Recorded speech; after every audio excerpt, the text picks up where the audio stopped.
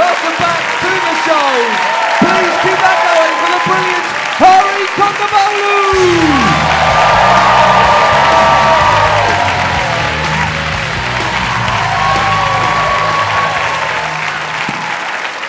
Thank you. We good? We good, New York? Yes? Very good.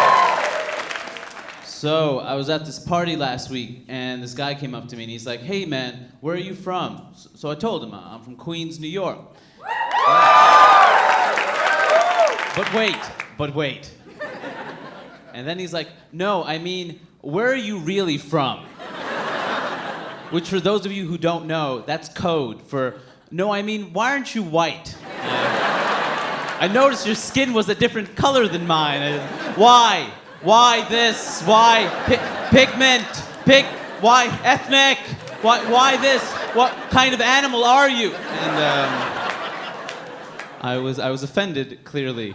And I was offended because this man had judged me based on the color of my skin and not by my more important qualities, which of course are the softness and smoothness of my skin.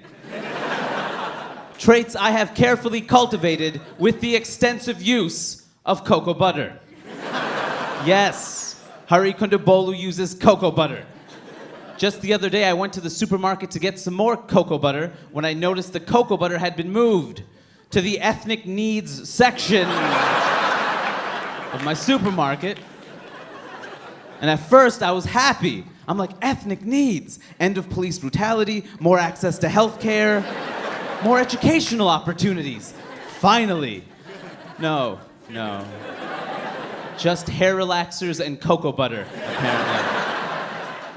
I've been using cocoa butter a couple of years now. I love it. It makes me smell like chocolate. And I love chocolate.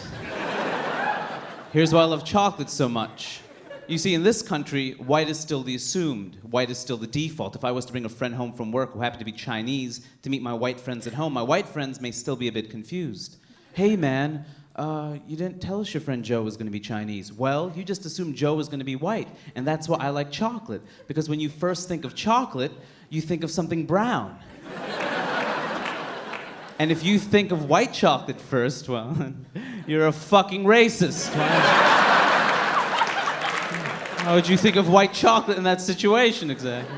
Actually, the bigger issue here is why we even need white chocolate. What was wrong with chocolate? It's chocolate. It's great. Why would you need to make white chocolate? Do you love the taste of chocolate but can't stand looking at it?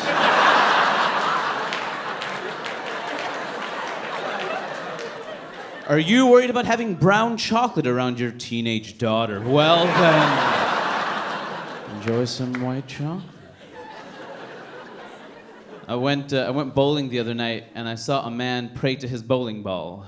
An adult human being, pray to God for bowling help. Please, God, please give me this moment of strength. Please, Lord, in your name, give me this moment of glory. No, man. God is not going to help you bowl, okay? I think God has more important things to do than help you bowl.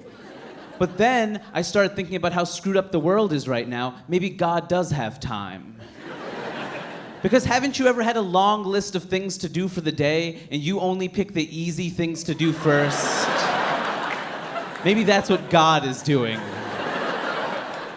All right, so, genocide, poverty, war. I'm gonna get that 7-10 split. There you go. You're welcome, Buffalo. Oh, hey, Africa. Sorry again for the delay. Maybe after the Super Bowl. I'm kidding. Of course, I'm kidding. God doesn't exist. Surprise! We're adult humans here. That joke was kind of a metaphor for life, wasn't it? It ends with, God doesn't exist. Surprise! I went to a restaurant recently and I overheard the conversation at the table next to me, and this man was making this brilliant argument about why English should be the national language of this country. His argument, when in Rome, you do what the Romans do. That was it. That was his whole argument, a cliche. Cliche that doesn't even make any sense. Doesn't make it. When in Rome, you do what the Romans do. That doesn't make any sense because Rome was an empire. You didn't go to Rome. Rome came to you. One day you look outside your window, there's a man with a funny helmet on pointing at some blueprints saying, build this. And you're like, no. And then he sticks a spear in your ear and you're like, oh crap, I must be in Rome. I better do what the Romans tell me to do. Because we all know what happened to Jesus. Oh, a groan? Really? A groan, audience? A groan on that? Seriously? What? Did the Romans not kill Jesus? The Romans killed Jesus. Is there anyone disagreeing with that point? No, hurry up. I'm pretty sure the Jews killed Jesus. No, friend. The Romans killed Jesus. Look, Hurry, I'm an anti-Semite. I think I would know. Ah, fair enough.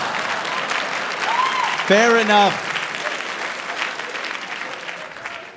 All right, let's get to the pressing issues of the day, okay? The more important issues of the day.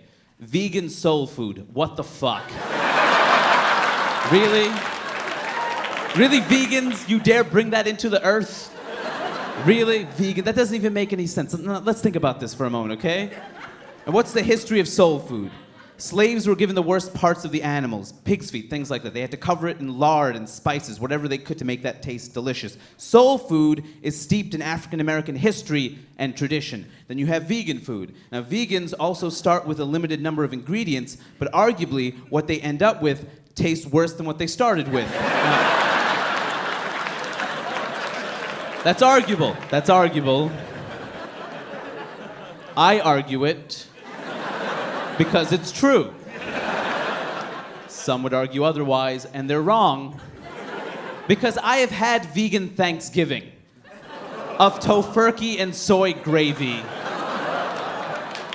And it's not to say that Thanksgiving will ever justify the genocide of the Native Americans, but vegan Thanksgiving, that's just spitting on the graves, isn't it?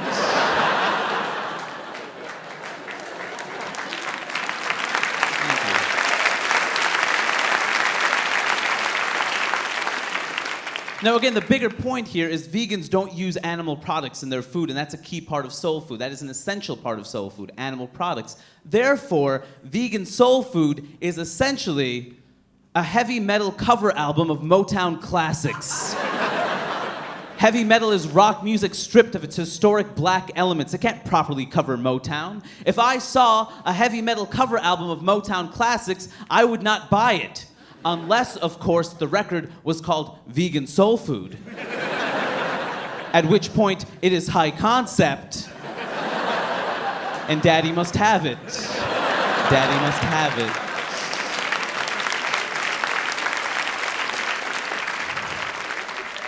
I have a lot of political activist friends, and they listen to a lot of 60s protest music, which is not really a music I listen to.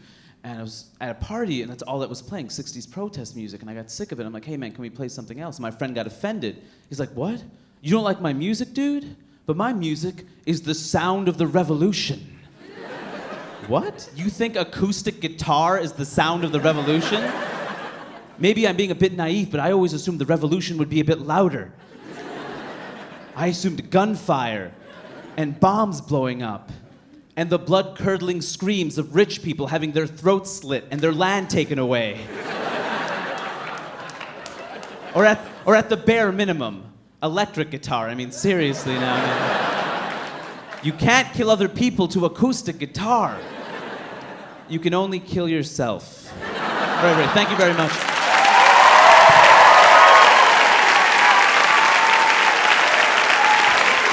Kondabolu!